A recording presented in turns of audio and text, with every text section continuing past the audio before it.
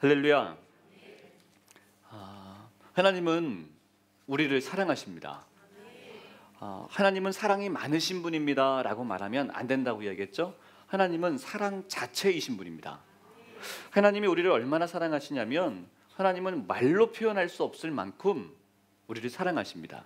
그래서 당신의 독생자 외아들 예수님을 우리 이 땅에 보내셔서 우리에게 가장 좋은 방법, 가장 쉬운 방법, 가장 하나님을 믿을 수밖에 없는 방법으로 사랑을 표현해 주셨습니다.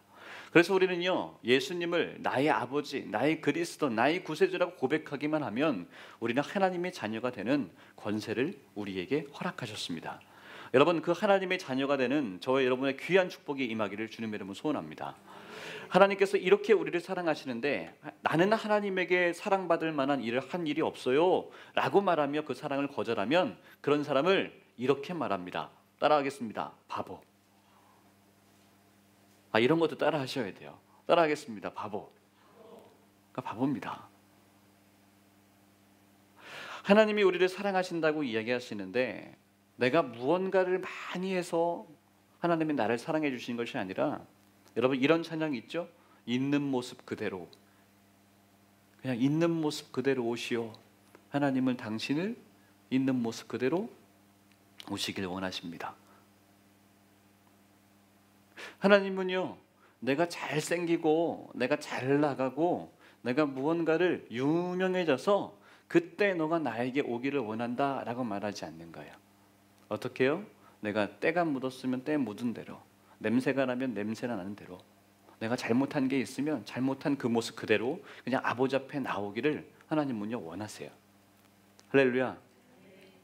오늘 우리가 함께 본 말씀이 신명기 19장의 말씀이 도피성에 대한 말씀입니다. 뭐라고요?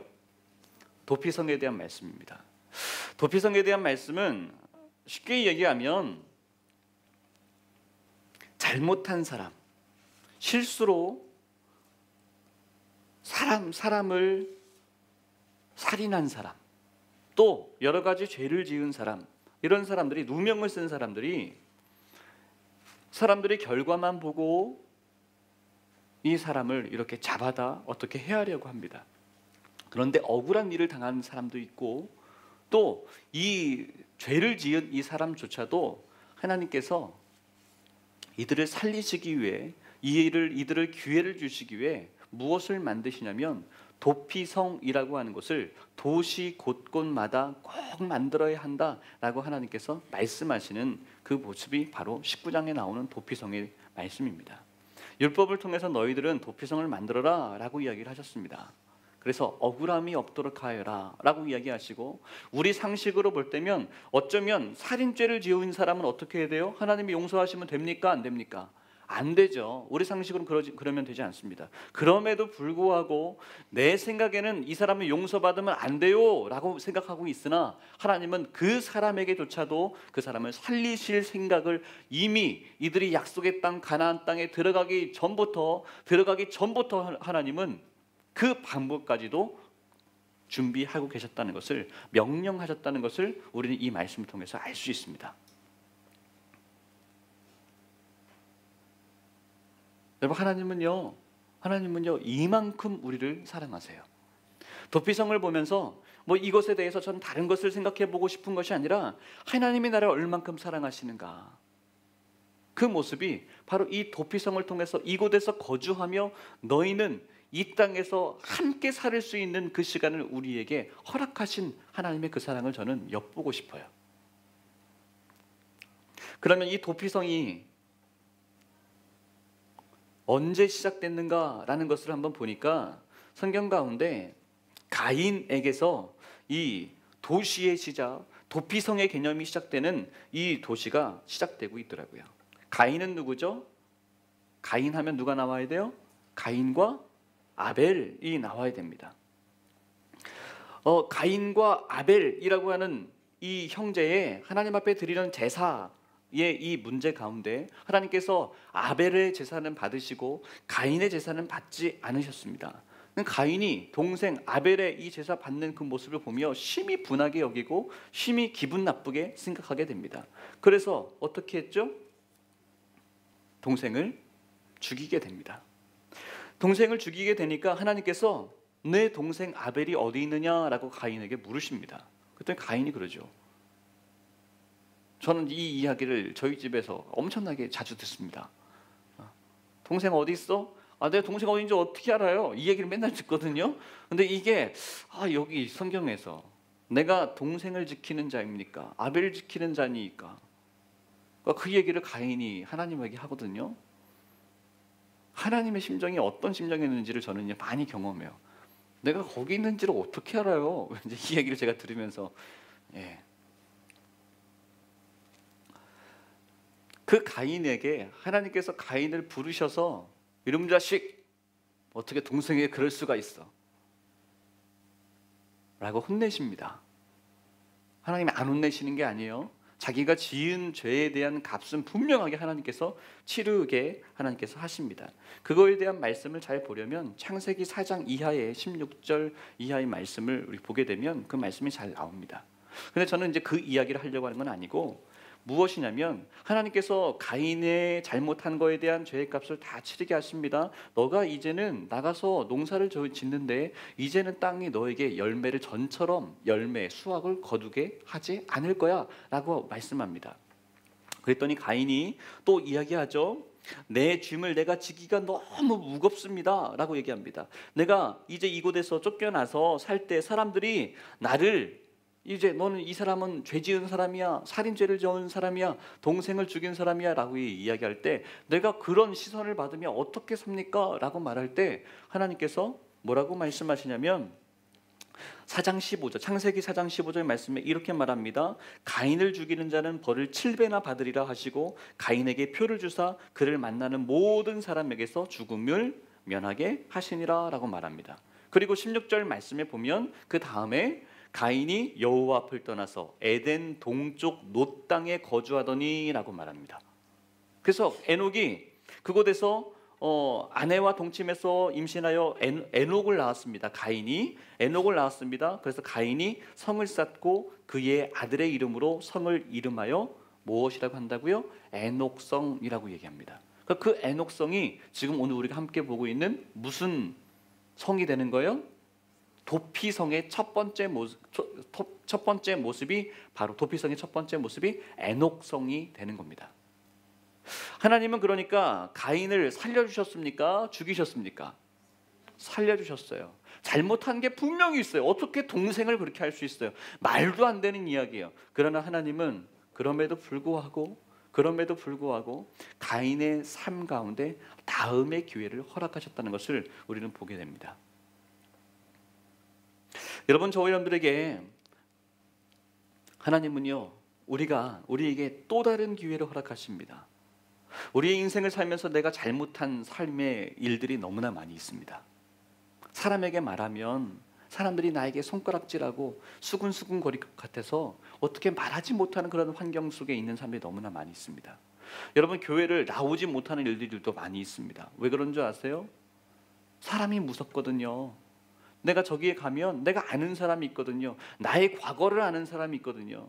여러분, 교회를 나오는데 가장 두려운 것이 사람이 누군가가 나를 알아볼까 봐가 제일 무서운 이유라고 통계적으로 이야기하기도 합니다. 그런데 여러분, 그럼에도 불구하고 그것을 이겨내서 우리가 교회에 나와야 하는 이유는 무엇이냐면 이 제단에 나와 바로 예수 그리스도를 만나야 하는 이유이기 때문에 우리는 교회에 나와야 합니다. 나는 교회에 나오지 않고 내 집에서 나 혼자 성경을 읽고 나는 찬송을 부르며 하나님 앞에 기도하며 나는 신앙생활 하겠습니다 라고 하는 가나안 성도들이 엄청나게 많습니다. 가나안 성도 뭔지 아세요? 가나안 거꾸로 한번 해보세요. 시작. 안 나가 성도입니다.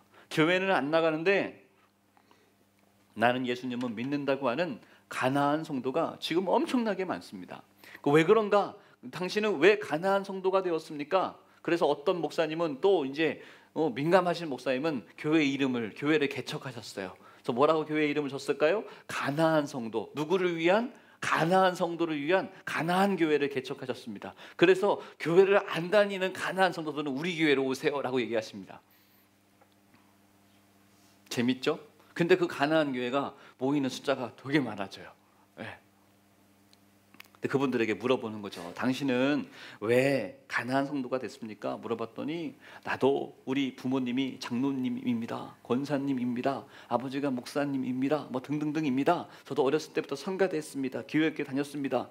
그랬는데 내가 교회 안에 어떤 일들을 보며 교회도 세상과 똑같구나. 아니 세상보다 더하구나. 그런 마음 때문에 내가 교회를 끊었습니다. 라고 말하더라고요.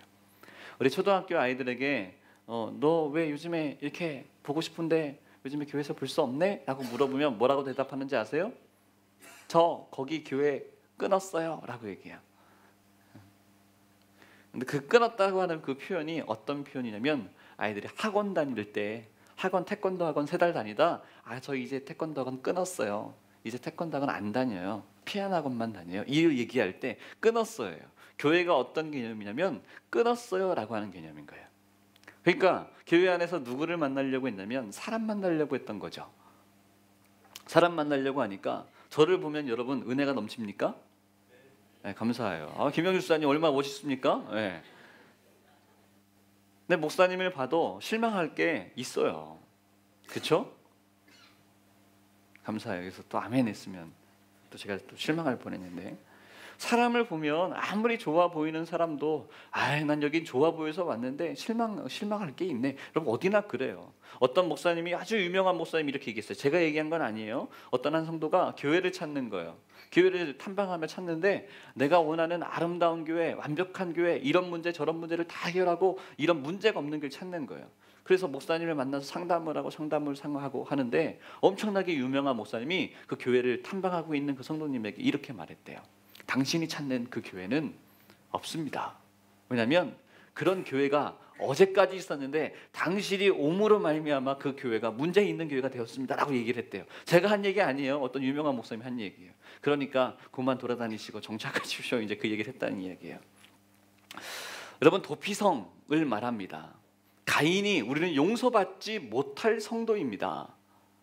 그런데 하나님은요 가인에게도 분명히 그렇다고 해서 가인에게 하나님이 하나님 앞에 나왔으니까 다 용서해 줬습니다. 그러니까 하나님 앞에 나오십시오 라고 하는 건 아니에요. 가인이 감당해야 된 죄의 값을 하나님은 치르게 하셨어요.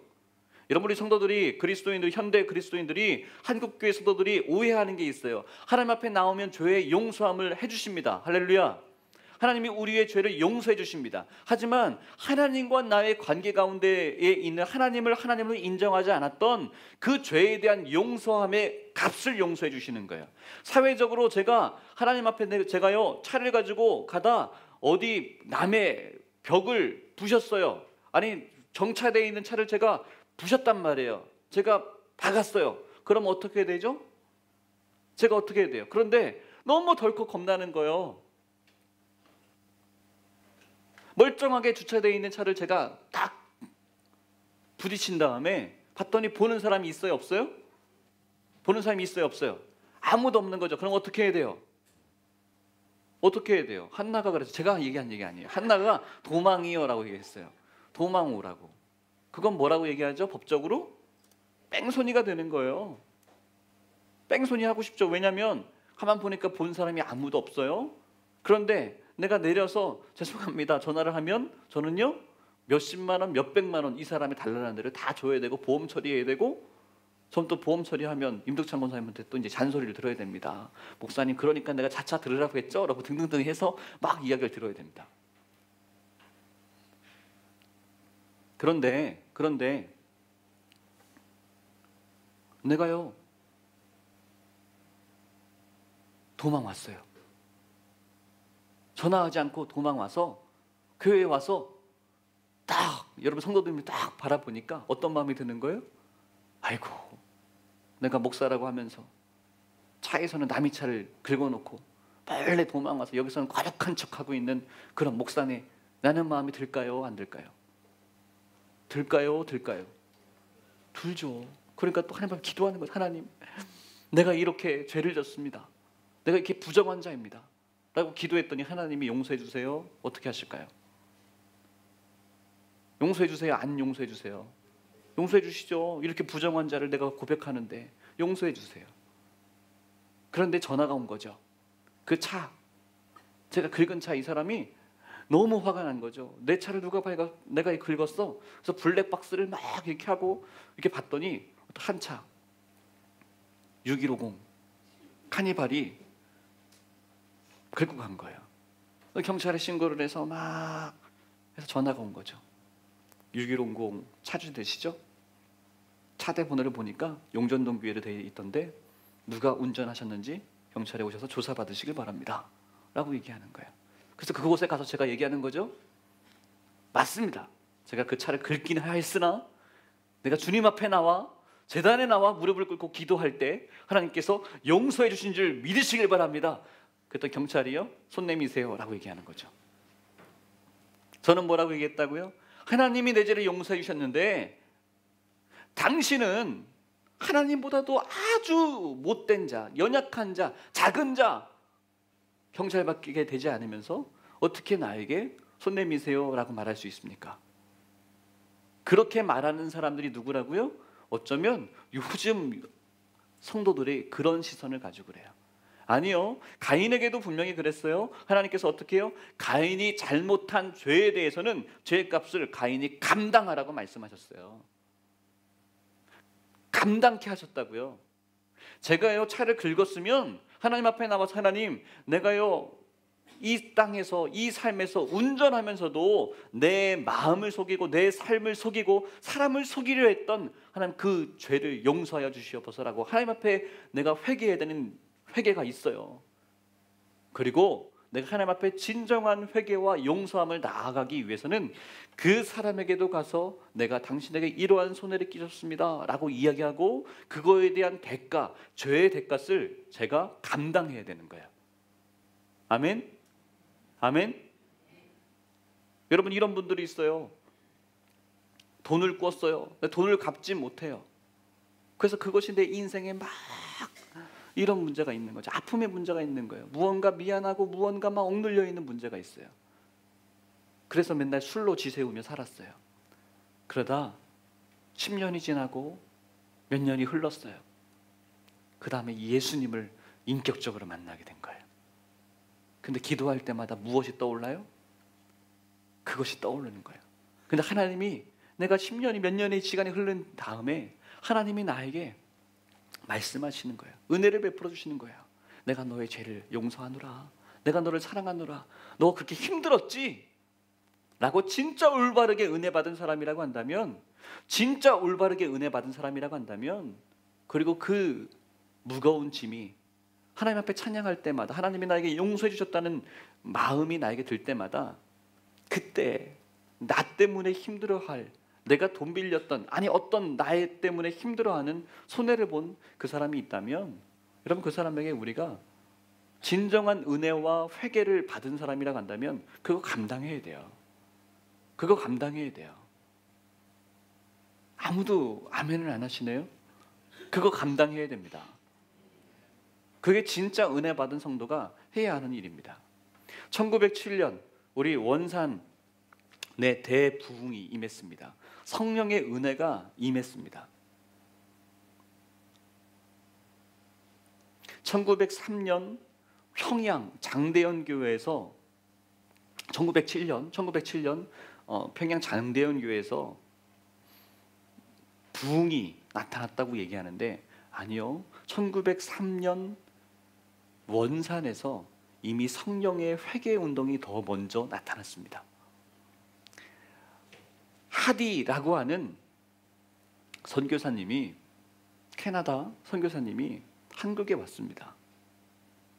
근데 그분은 아주 의대를 졸업하고 아주 훌륭한 분입니다. 스펙이 화려한 사람입니다.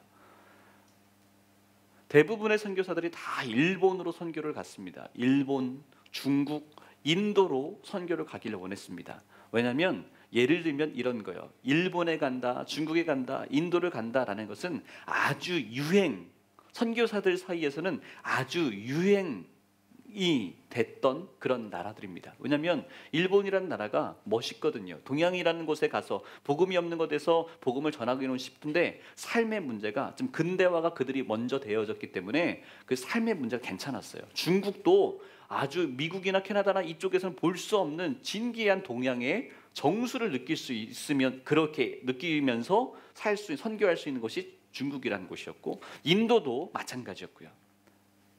그렇게 중국과 일본과 인도만 선교사들이 바라볼 때 이 조선이라고 하는 우리 이 땅은 정말 볼 것 없고 더군다나 일본에게 나라를 빼앗기는 그런 아픔 속에 있는 정말 존재감 없는 아무 힘 없는 나라가 조선이라고 하는 나라였어요. 그때 이 하디라고 하는 분이 이 조선을 선택합니다. 조선을 선택해서 이곳에 와서 복음을 전합니다. 근데 와서 보니까 어때요? 와서 보니까 사람들이요, 우리나라 사람들은 정직하다고 우리를 생각하죠. 그런데 아니에요. 그 선교사님들의 그 기록에 보게 되면 거짓말을 정말 잘했다고 그래요. 거짓말을 그렇게 잘하고 더럽고 비위생적이고 막 그 덩어리였다는 거죠. 그래서 이 하디 선교사님이 본인이 1903년 그 회개를 하게 되면서 성령이 정말 강력하게 임하면서 했던 그 1903년 그 회개의 시간이 어떤 시간이었냐면 선교사들끼리 모인 그런 기도 모임이었어요. 선교사들끼리 모인 그 기도 모임에서 하디 선교사님이 앞에 서서 이렇게 자기 죄를 고백했어요. 나는 솔직히 나는 많은 것을 배웠고 자랑할 것도 많았고 어떻게 보면 사람들에게 멋있게 보일 만한 그런 생각으로 선교를 나왔다라는 신앙의 우월성이 나에게는 분명히 있었던 것을 나는 고백합니다 라고 얘기해요.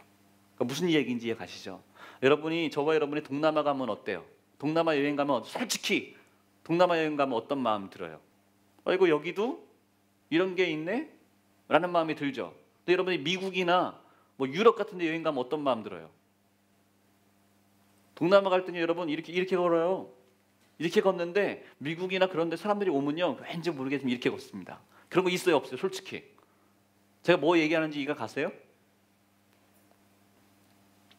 그 선교사도 하디라고 하는 선교사님도 한국에 와서 내가 그리스도의 복음을 전해야 되겠다라는 마음 가지고 내가 이들을 섬겨야 되겠다, 내가 이들에게 영혼 구원의 역사를 정말 참된 복음을 사랑의 말씀을 전해야 되겠다라는 마음 가지고 왔는데 와서 사역을 하다 보니까 이 사람들을 마음 가운데 이 사람을 대할 때 이 사람들은 정말 짐승 같고 냄새나고 거짓말하고 미개하다, 영혼으로 바라보지 못하고 그런 마음을 이분이 회개해요. 동료 선교사들에게 그 마음을 회개합니다. 고백합니다. 고백하고 나왔더니 다른 선교사도 나도 그랬다고 영혼으로 바라보지 못하고 내가 이들보다 이런 높은 사람인데 나의 이 똑똑함과 나의 이 유능함과 나의 이것을 알아보지 못하는 이들을 짐승처럼 생각했다고 그걸 회개할 때 하나님이 그들에게 선물로 부어주신 것이 무엇이냐면 성령의 역사였어요. 뜨거운 회개의 일들이 나타났어요. 뜨거운 회개의 일들이 선교사들에게 나타나니까 여러분 그 교회의 성도들에게 똑같은 회개의 일들이 나타나는 거예요. 그런데 그 회개가 여러분 성령의 역사하심이 이 그 교회에 임하니까 여러분 우리가 막 방언이 터졌어요. 어떤 막 환상을 보는 역사가 나타났어요. 당연히 그런 일들이 있었죠. 그곳에서 회개가 끝난 것이 아니라 어디까지 성령이 역사하셨냐면 내가 누구에게 돈 빌려줬다가 내가 돈을 빌렸는데 돈을 갚지 않고 떼먹었던 일이 기억나 그들에게 쫓아가서 내가 은혜를 받았는데 성령을 받았는데 내가 당신에게 돈을 갚지 않은 죄를 하나님이 회개하라고 하십니다. 미안합니다. 내가 100만 원을 빌렸는데 지금 내가 당장 가지고 있는 게 5만 원밖에 없습니다. 지금 이게 나의 전 재산입니다. 이걸 받아주십시오. 내가 매월마다 돈이 생길 때마다 당신에게 있는 그 100만 원 갚겠습니다. 축첩을 했던 사람이 그 전까지는 동네에서 다 인정해줬습니다. 그 당시에는 아내가 있는데 다른 이유를 통해서 다른 여자를 또 자기 집에다 들였습니다.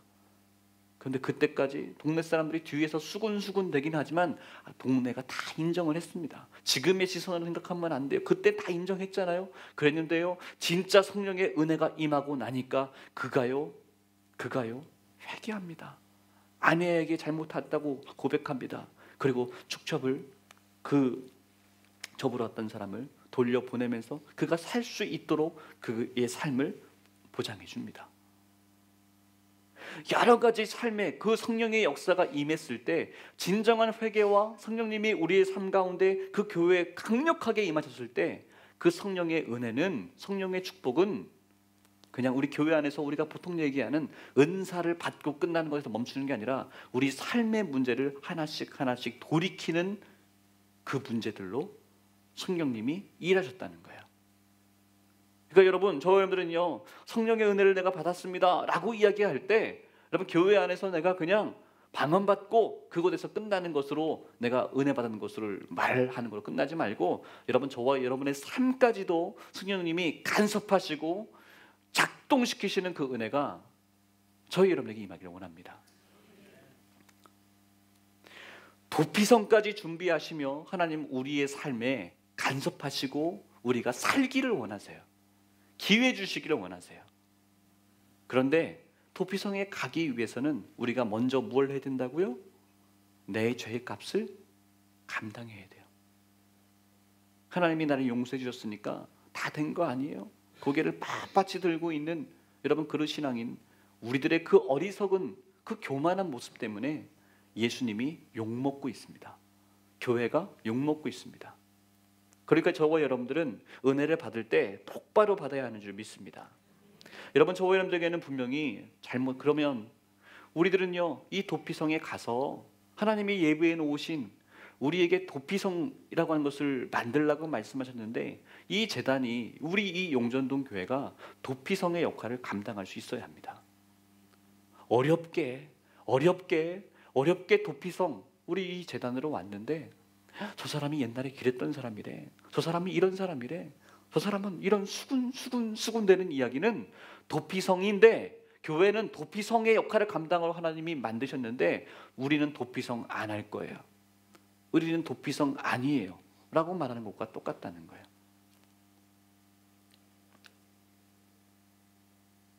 여러분, 제가 예를 들어 볼게요. 목욕탕이에요. 근데 목욕탕 주인이 그러는 거죠. 남자 하나 주세요. 그랬더니 한 이야기가 매표소에서 샤워만 하시고 때는 밀지 마세요 라고 얘기하는 거예요. 샤워만 하시고 때는 밀지 마세요. 그러면 여러분, 그 목욕탕 갈래 안 갈래요? 갈래 안 갈래요? 또 뭐 저는 원래 샤워밖에 안 해요, 또 이런 사람이 있어요? 김치찌개 집을 갔는데 김치찌개 주세요 그랬는데 저희는 김치찌개 안 팔고요, 돈가스 팔을 거예요. 그럼 그 집은 어떻게 해야 돼요? 샷다를 내리든지 간판을 바꾸든지 해야 됩니다. 교회인데 하나님께서 우리 이 교회를 도피성, 이곳으로 하나님을 찾으러, 하나님께서 말씀하신 법에 따라 평안함을 누리고 이곳에서 기회를 다시 받기를 원하는 자를 내가 너의 교회로 보냈는데, 이 교회가 그러는 거예요. 죄 있는 사람은 우리 교회에 들어올 수 없습니다. 과거가 있는 사람은 우리 교회에 들어올 수 없습니다 라고 교회 입구에서 얘기하는 거예요. 더 뒤에서 수근수근 되는 거예요. 여러분, 그 교회는 출입문 닫습니다 해야 돼요. 그 교회는 문을 어떻게 해야 된다고요? 닫아야 돼요. 죄송하지만 그건 하나님께서 원하시는 교회가 아니라 로타리 클럽과 다를 바가 없는 데예요. 로타리 클럽은 아무나 못 들어갑니다. 아시죠? 로타리 클럽은 그래도 가게가 어느 정도 돼 있어야 돼요. 그 지역에서 조금 어느 정도 자리를 잡아야 로타리 클럽 회원에 가입됩니다. 로타리 클럽 가입해 보신 분 있으세요? 아직 그 정도 수준이 안 됐어요? 교회는 도피성의 역할을 감당해야 됩니다. 여러분들은 도피성의 역할 안에서 우리 먼저 자리를 잡고 있는 우리 사랑하는 우리 성도님들은 우리 교회에 오는 사람들을 끌어안을 수 있는 사람이 되어야 합니다. 세심하게 보살펴야 합니다. 그래서 하나님의 사랑을 다시 느낄 수 있도록, 다시 만날 수 있도록 우리가 보호하는, 함께 기도하는 저와 여러분의 모습이 다 되시기를 원합니다. 하나님은요, 이 도피성을 통해서 우리에게 말씀하시고자 하심이 무엇일까요? 죄 지은 자니까 그는 포기해라? 아니요, 그러지 않으셨어요. 있는 모습 그대로 나아와라. 그러면 나는 그를 살릴 거다. 그도 나의 자녀다 라고 말씀하셨어요. 요나서의 말씀을 보니까 요나는 저와 여러분 같은 마음 갖고 있었어요. 하나님이 요나에게 니느웨 성에 가서 그들에게 회개와 복음을 전파해라 라고 얘기했어요. 그런데 니느웨와 이스라엘, 지금 요나와의 관계는 어떤 관계냐면, 예를 들면 그런 거죠. 우리가 일제로부터 나라를 빼앗기려고 하는 그런 시대 가운데 일본에 가서 회개하라, 회개하면 하나님이 용서해 준대 라는 것을 전파하라는 것과 똑같은 거예요. 근데 요나는 누구냐면 김구 선생님인 거예요. 독립운동하고 막 이런 선생님인데 그렇게 할 수 있어요, 없어요? 그건 말이 안 되는 얘기죠. 근데 요나는 선지자이기도 했고, 어떻게 보면 우리를 표현해 보면 독립운동가이기도 했고 정치가이기도 했어요. 그런데 하나님이 우리를 집어삼키려고 호시탐탐 노리고 있는 니느웨 성에 가서 회개를 선포하라고 하니까 요나가 용납할 수가 없는 거예요. 이 하나님이 왜 이러시나, 뭐 이런 마음이 드는 거예요. 그래서 딴 데로 가버렸던 거죠, 요나가. 근데 그때 하나님께서 요나에게 하신 말씀이 뭐냐면, 그 니느웨 성에는 수많은 영혼이 있다라고 말씀하시는 거예요. 너가 볼 때는 죄인이고 원수겠으나 내가 볼 때는 나의 자녀다라고 말씀하시는 거예요. 그곳에는 누가 있다고요? 수많은 영혼이 있다고 말씀하는 거예요.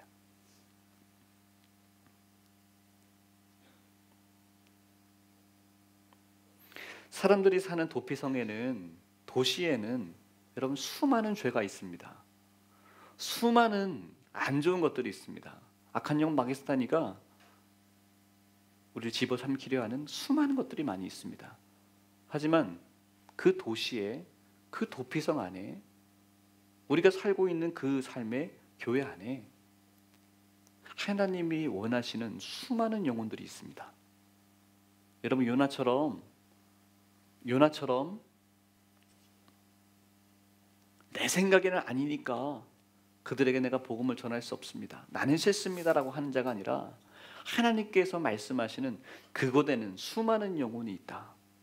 내가 너에게 그 영혼 감당하라고 내가 너를 먼저 불러노라 라고 하는 그 음성을 들을 수 있는 저와 여러분 모습 되기를 바랍니다. 이곳은 뭐라고요? 용전동교회는 뭐라고요? 도피성입니다.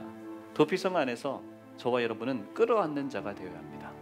하나님의 마음을 갖고 함께 은혜를 나누고 함께 과거에 있었던 죄를 드러내는 자가 아니라, 그들의 죄를 하나님께서 용서해 주셨으면 우리도 함께 용서하고 그 나의 그 죄, 나의 허물을 하나님께서 별처럼 사용하실 수 있도록, 나 과거에 이렇게 잘못했던 사람인데, 냄새는 사람이었는데 하나님이 용서해 주심으로 말미암아 나 이렇게 잘 살고 있어요, 나를 보면서 힘내세요, 하나님이 나 같은 것도 사용하셨어요 라고 고백할 수 있는 저와 여러분의 모습 되기를 바랍니다.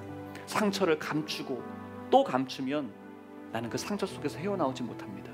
죄를 감추고 또 감추면 죄에서 헤어나올 수 없습니다. 이겨낼 수 없습니다.